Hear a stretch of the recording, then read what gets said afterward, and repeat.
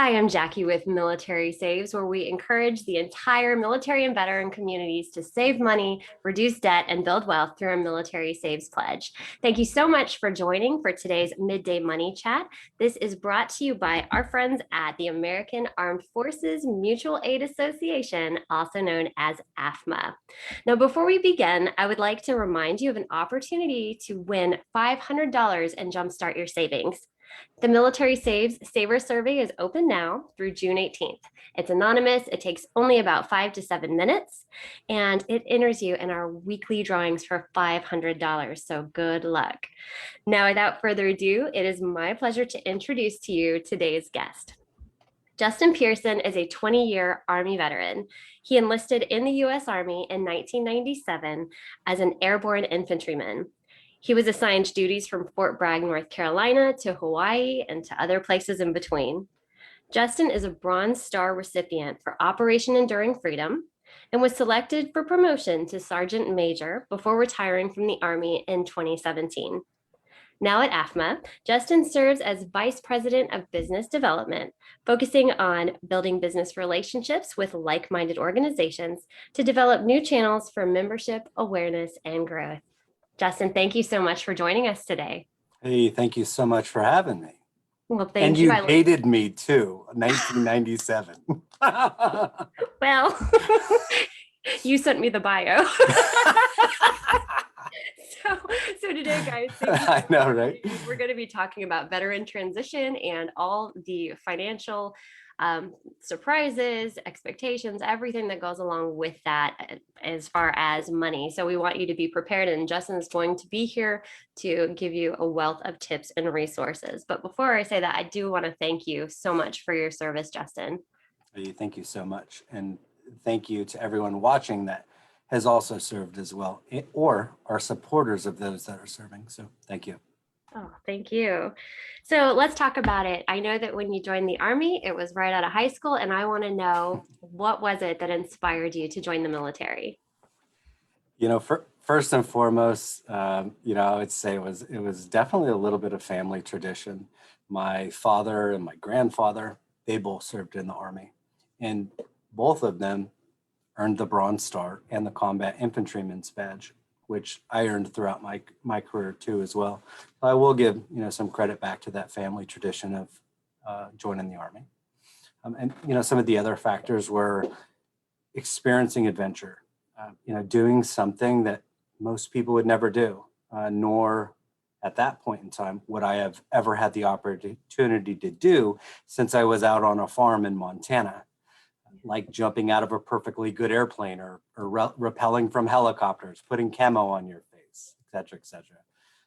But I think at the end of the day, I really just wanted to prove something to myself, that I could become a soldier, that I could jump out of an airplane and earn my airborne wings, that I could face the hardest of challenges and endure them, and then look back on them, knowing that I won and I did a good deed. So. Well, that's tremendous. Thank you so much for sharing. And I love that your family has a legacy of service, and you've all been awarded the bronze star. I think that's just uncanny, but amazing. So I appreciate your family service as well. Thank you. So here you are, teenager, just joining the military to get out of your town in Montana. Now, was this something you planned on doing for 20 years and retiring from? No. I think when I was a junior, I was finally like, okay, I got to get out of here. It's time, so off I went. First plane flight too, so. Wow, that is really exciting. And where did you end up going for your training initially? Yeah, down in Fort Benning, Georgia, where I did my infantry training, basic training, and then airborne school training. So it's a different world, I'm sure. Yeah. So then what was it that kept you in the military for so long?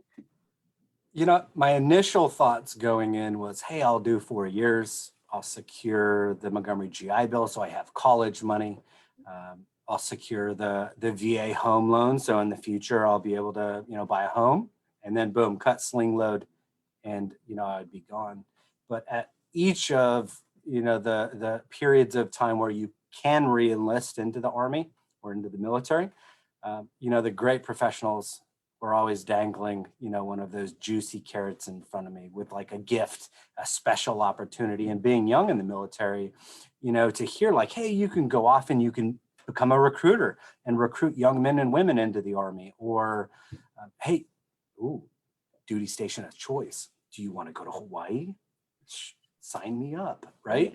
Or here's your huge reenlistment bonus, if you want to stay in. So those are a couple examples. And once I got to the 12-year mark, at that point in time, I think that is when I started focusing on, hey, yeah, no problem. I'll do my 20.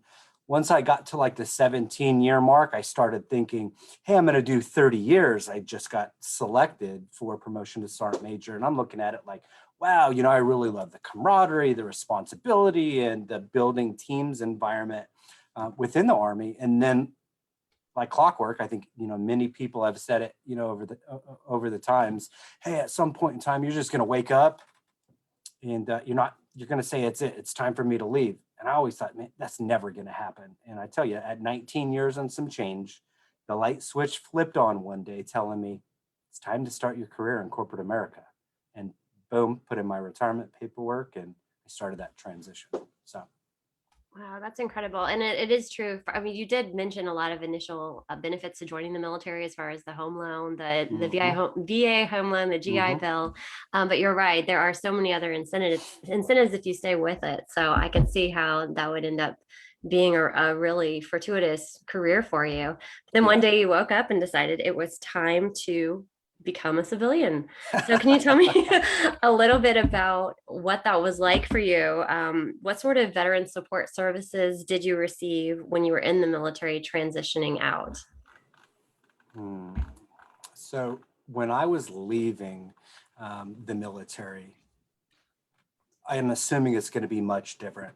Transition classes now as they were back then a few years ago. Support in 2016 was more or less a directive to watch some pre-recorded videos, complete the self-paced book, and attend a 3-day course, to determine where you're going to go the unemployment route, the educational route, or where you're going to start a business. And oh yeah, by the way, in that 3 days, you had to build your resume, have it printed off. So the contractors that were pitching the course, right, they could validate.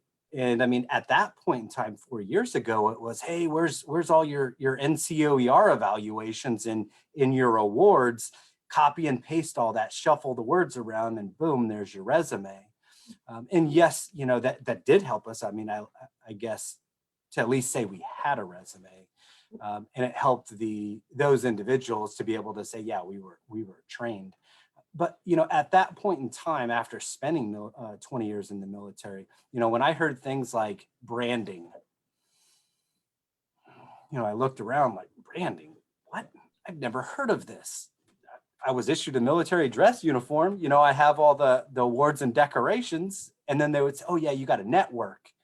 And then the military gave me responsibility of soldiers. So yeah, I talked back and forth with them and, or you got to market yourself. And, I know that one, I got to send some Outlook emails. I got to ask my Facebook friends if they're doing any hiring. And it just, at that point in time, it wasn't making any sense, and I wasn't getting the traction that I was looking for. So I personally dove into LinkedIn, right, and started charting that course and trying to understand this new digital world that I was really unaware of. And at that point in time, LinkedIn was just starting to evolve, and it was just starting to see growth. It's night and day as it is from today back 4 years ago. I mean, at that point in time, they had just launched the option to share an image, share a picture. Like they didn't even have the option to share you a URL. Like you couldn't share an article. You couldn't even use the URL to a YouTube video at that point in time. That didn't happen until several months later. And I remember, because when it did happen, I was like, oh, I'm going to go get a professional video done, the Justin's transitioning from the Army video. And that was like in December of 2016 when I was finally, able to upload that and to use that, so in between like June and December, I spent my time finding mentors, trying to have calls, and trying to learn this new transition world. So getting up 2 hours earlier, staying up 3 hours later, and having hundreds of telephone calls, and at that point in time, I'm still like unaware, and everyone's pointing me in different directions. So yeah, at a very minimum, I was extremely stressful, but I wouldn't say I wasn't fearful. I had high anxiety, and I was looking at it from the perspective of, I have to get this right. I have to be able to get it right so I can continue to provide for my family. And, one of the good news stories of that was coming across America Corporate Partners, which is a mentorship program where they provide civilian professional mentors with extensive understanding and career guidance, and just understanding of what transition should be like. And they helped me during that point in time get a better understanding of how to focus in on where I was going, why I wanted to go there, type of stuff. So Well, that's an incredible resource. So what I'm hearing you say is that even though, yes, there were the mandatory videos and the 3 days and the quickly slap a resume together, you didn't have a wealth of support from the military. It was just kind of up to you to learn how to market yourself, learn, how to sell who you are, what you can do, reach out to the people your what you and knew. your why, Right, in today's absolutely. day and age. I mean, right now you look on LinkedIn and you look at all the different veteran service organizations out there, and it's just amazing to see the support system that's been built and the resources that are available for those that are transitioning, and for military spouses. So And speaking of spouses, was your wife involved in any of this? Did she attend any of this, any of these no, meetings with you? So it was basically up to you to figure it out, yeah. to relay it to her. At that point in time. And that was one of my tips is, building that resource network and having your spouse part of it, and finding, those family and friends, and building like your mini think tank, to where you can brainstorm and really map out the right type of transition for the needs of your family. And that does sound amazing. Get your partner involved if you have one. Leverage your network. Utilize LinkedIn. We've also recently come across Rally Point, which is all for the military. It's a social media platform, and that's another really great way that you can connect with other service members and veterans who might be able to point you in the right direction for a job. I could even imagine that you're trying to consider, how do you translate jumping out of a perfectly good airplane to a work skill in corporate America. So I could see how there would be a little bit of finagling as to what you've done and how you can apply those skills. What about trying to find a commensurate salary? Because I know in the military you get a lot of different allowances that aren't there necessarily when you get into the corporate world. So do you have advice for someone who's looking to earn about an equivalent amount that takes into consideration healthcare, housing, anything like that? That's a great question. And, I would look at, when you think about yourself as a professional based on the skills and experience that you have, first and foremost, I think it's really important to sit down with your wife, your friends, your family. A great book to read is What Color is Your Parachute, right? And within What Color is Your Parachute, there's 7 different petals. And within those petals, they talk about different types of goals and what you're looking for. And that really kind of helps you shape your what and your why, right? What makes you passionate about your skills and abilities, and how can you apply that to something per se, like a project manager or an operations manager, or jumping into a marketing agency and running the marketing for that organization. So first and foremost, you got to find out what your why, what your what is and what your why is. And then once you know that, through these mentorship discussions, it's finding out, hey, what are these different types of roles, right? And different functional skill sets that really get you excited inside, right? And if you're not feeling that, then you just have to continue to have more discussions with mentors until you start to understand, well, what does an operations manager do? Or what is business process management? Or what is business architecture, and how can I apply Lean Six Sigma methodology into that, right? So once you start to have those discussions, and you could say, wow, I found out I want to be a human resources specialist or a employee relations consultant, whatever that may be. Once you start to understand, hey, what are the 2 or 3 different types of jobs you have, at that point in time, you really hone in and you focus on the jobs themselves, right? And what I would do is, I would go to a variety of different companies that I was interested in. I might have a top 5 or a top 10 list. And I would look within those companies and I would say, hey, okay, business process manager or operations manager. And I see those roles. I would print those roles off. I would start to study those roles and get an understanding of what some of those requirements actually meant, right? Because you can look at required qualifications and desired qualifications, and you may say, yeah, I got it. But, I challenge you that are listening, use LinkedIn, reach out, find someone that is an expert in that specific space, get 13 minutes on the calendar with them, have a Zoom call and get them to discuss, how to implement an agile workplace for your organization. And they're going to break that down. So then you can share your experience as it relates to the need of the position itself. At that point in time, you can look and say, am I qualified for this? Would I be a good candidate? Right? And if the answer is still yes, and your mentors are saying, yeah, I think you'd be a great fit, and it's all making sense at that point in time, right? You already know, for instance, hey, I want to go to Charlotte, North Carolina.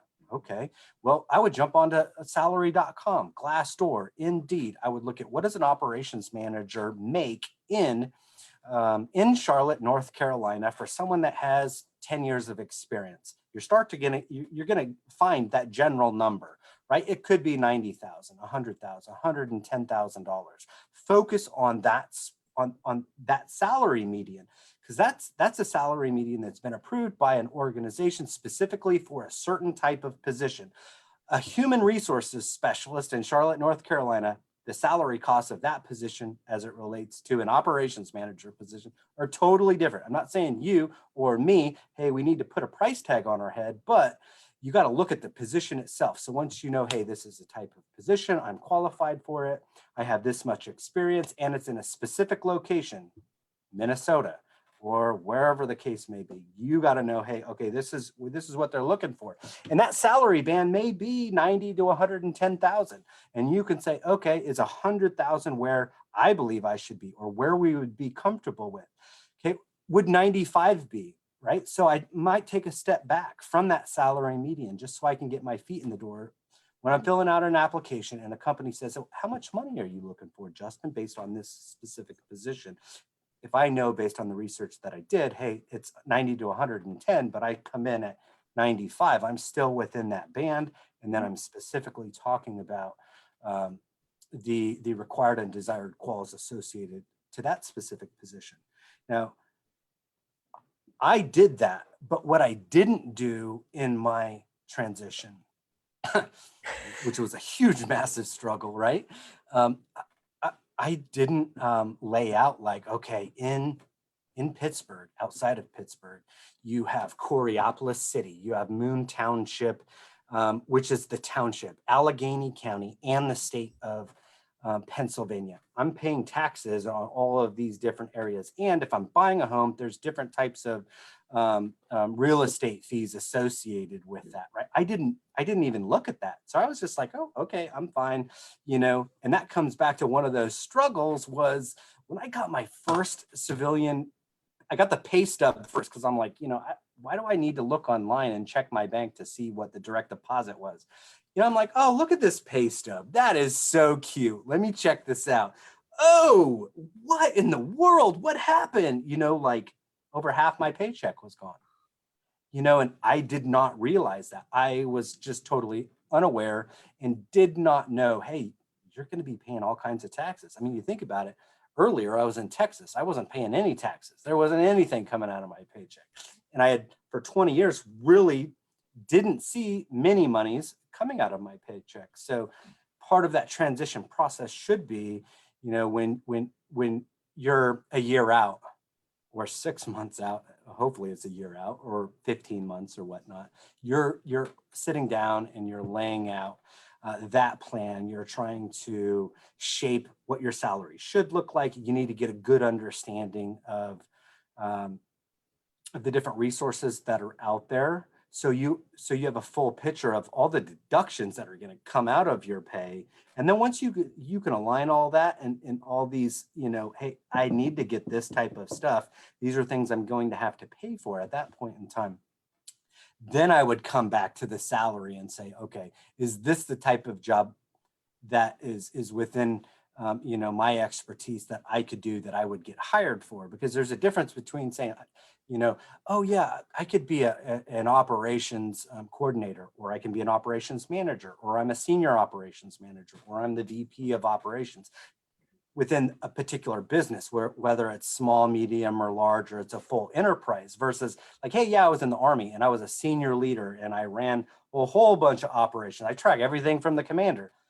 But really, am I a VP of operations for a company that makes 200 million? No, I don't know anything about that company, nor the business process or how everything happens. So you just got to look at it from it. Not, hey, you need to take 10 steps back, but you really have to implement some learning time frame in there for you to make a good transition from the mindset perspective of understanding business process or whatever your role may be in general, right? So, maybe a great tip would be, in a year from when you get out, what would you like your salary to be? So at that point, if it was 95, well, okay, would you be happy with 90 or 87.5, and in a year you'll get to 95. Those are all things I would definitely take into consideration when you're shaping and understanding that, just the salary perspective of it. Great. Thank you, Justin. You said so much just now that really resonates, because one is finding that good fit. Two is translating your experience into civilian speak so that your resume does get noticed. And three, decide where your forever home is going to be. Once the military isn't telling you where you're living, there are differences in cost of living from, Georgia and North Carolina are much more affordable than California and Hawaii are. So those are things to take into consideration. As you said, taxes, even just the cost of real estate. You can buy more house in certain areas that are maybe more remote versus living in a city. So that's something that you'll want to consider. Plus, for those of you who aren't retiring and aren't getting medical care anymore, like the TRICARE, you're going to probably be paying for health insurance. So these are all things to factor in when you're looking at, is this a good job? Is this my desired location? And even though that sounds like a really large amount, consider you're not getting the BAH anymore, or we even received COLA in Germany because the cost of living allowance, we needed that extra money. Jobs don't do that in the civilian world necessarily. So that's wonderful. You suggest to go to salary.com or Glassdoor. And so look at what is paid for that job. And you can even look at, housing rates in that area as well. And that can help you shape that number. So thank you. Wow. That was a wealth of information. So when you got out, did you have any sort of financial struggles or financial successes? Was there anything that surprised you? The taxes sound like a pretty massive surprise.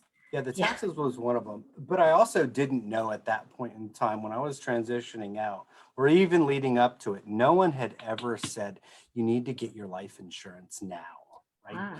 You need to do it before you start the VA process. It was like, I didn't get my first smack upside the back of the head was like a month before I transitioned out. And then I was like, oh, wow, I just dropped the ball. Right. So, at that point in time, that's when I was like, oh, okay, I'll just do VGLI for now. And then I fast forward, finally nearly 4 years later. And that's where I locked in my own life insurance policy, as well as my policy for my spouse with AAFMAA. That's very good advice. And that's another consideration too, is if your spouse has had a difficult time with employment while moving from duty station, all around the world every few years to duty station, now maybe your spouse wants to also work or go to school. And so these are all things to factor in to involve them in that discussion. I know another consideration that I've heard a lot of people say they didn't expect was when they do get that civilian job, all of a sudden they have to outfit an entire wardrobe of professional dress. You're not just issued uniforms anymore. So I think a good tip as well, if you're going to transition in that last year, maybe start setting some money aside for a transition fund, just so you can cover any of those unexpected expenses that are going to be coming your way. Yeah, Um, definitely. And there's a lot of veteran service organizations that do donate suits and dresses and whatnot for service members transitioning, where once they register, they get it free attire and they get it sent to them, and that's just part of them as a nonprofit and how they support our military community. So I encourage you all to look on that. You can do some pretty easy searches to find organizations that will put together a suit for you, or a great dress professional outfit. So that's great, because actually, I guess at first all you need is the one to do the interviews and land the yeah, job, and then from there you can build your yeah, wardrobe if definitely. necessary. And Great. sometimes in some cases, I mean, you may not even need a suit depending on what type of True. role it is, because if you walk there in a suit and no one else is in a suit, it just doesn't make sense. So, part of learning about the organization and those mentorship discussions that you have as you're getting ready to start the interview process is, hey, if I was to, have an interview per se, what would an individual wear for that interview? And they may say, hey, you just come in with polos and a khaki and dress shoes, and that's as dressy as you need to be. So just take that into consideration. Great. Thank you for the advice. I appreciate that. So your experience has been so wonderful. You had this thing that you decided as a teen, to join the military, see the world, following the footsteps. Then you ended up with this wonderful career spanning 2 decades, a family, and you've come out saying, okay, it's time to rejoin the civilian world. So after you did all this and you marketed yourself on LinkedIn, and you learned some things, you just learned the ropes on your own, it sounds like. Yep. What did you do for your job when you got out? What was your first position? Was it with AAFMAA? No, it actually wasn't. All the positions that I've been in since I retired from the Army in 2017 have all been, within the military ecosystem in ways that I could help our military community. So my first role, I was a senior manager of a marketing agency, working with brand and working with clients to be able to attract veterans and military spouses into employment or educational opportunities, or maybe even starting a franchise. And that led me to the opportunity of military recruiting with Wells Fargo in helping countless lines of business recruit and attract veterans and source for veterans. And that was a great experience, from being able to, help the homeless Marine that was living under a bridge, to become a teller, to, helping countless veterans get, $100,000 plus a year jobs, and, it's life-changing opportunities for them. And throughout both of those roles, you're just continuing to build relationships, right? Continuing to network and just find where you can be aligned most with your passion.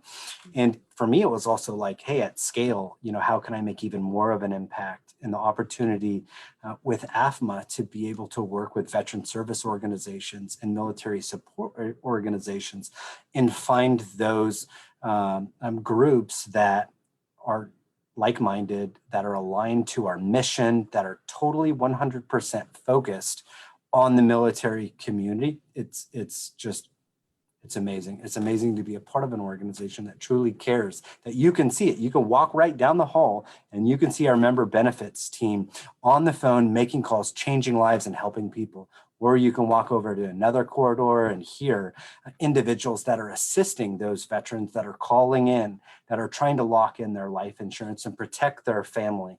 So this opportunity, it's a lot closer and a lot more sincere in this aspect of protecting your family than I ever could imagine. I'm just really grateful for that opportunity to continue to impact our military families and this whole ecosystem. So it's like a way for me to continue to lead.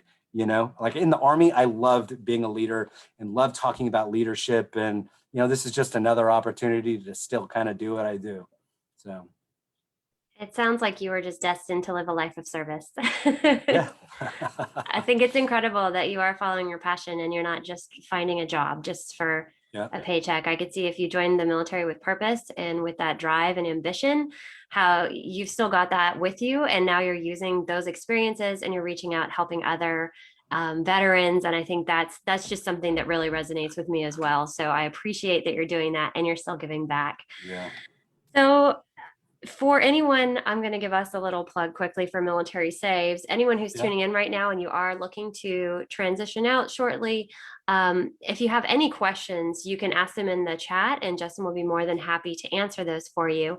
And then at Military Saves, we are here to help provide free tools, tips, and resources and basically be your accountability partner on reaching your financial goals. So if you take our Military Saves pledge, which we'll have a link as well, that can help you, and transitioning out of the military can be a really great first goal. And then from there, you can just build. So, all right, Justin, let's talk about, I'm curious. So how did you decide when you got out? I've heard about the job hunt. How did you decide where you were going to live? Was the cost any sort of consideration? Was it being around family? Was it just geographical?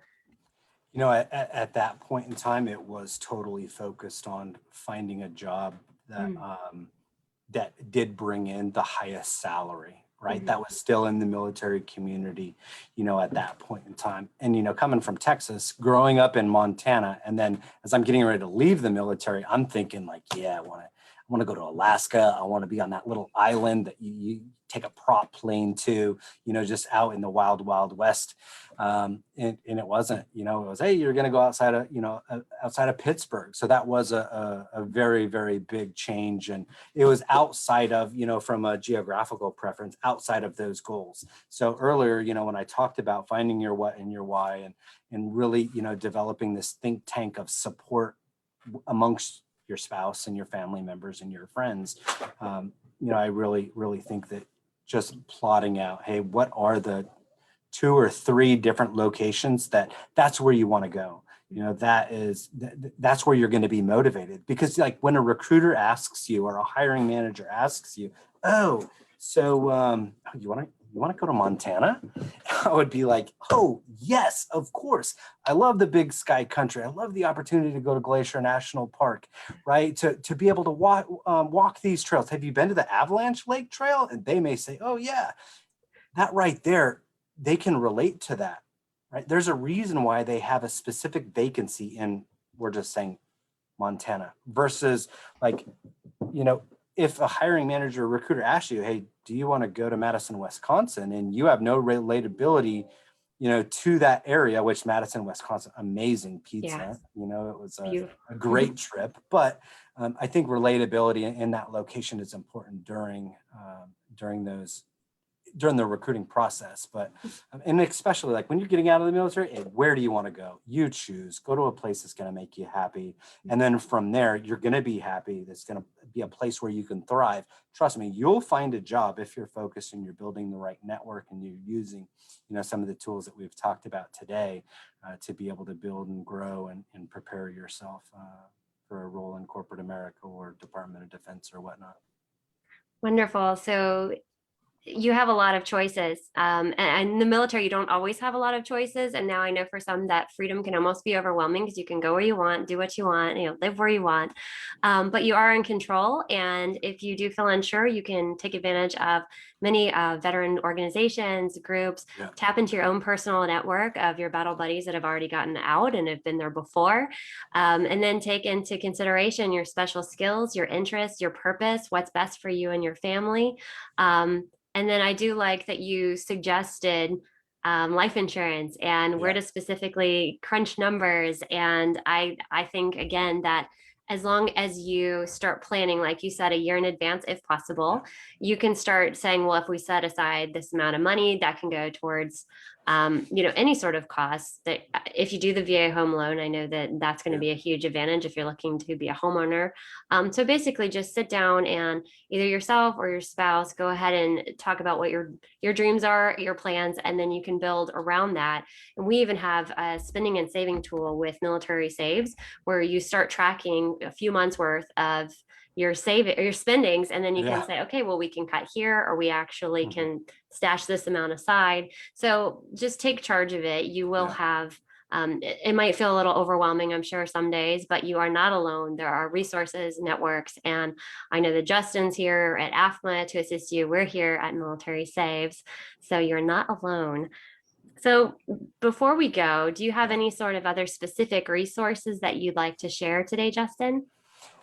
You know, I just want to amplify, leveraging military and veteran support services and organizations as much as possible.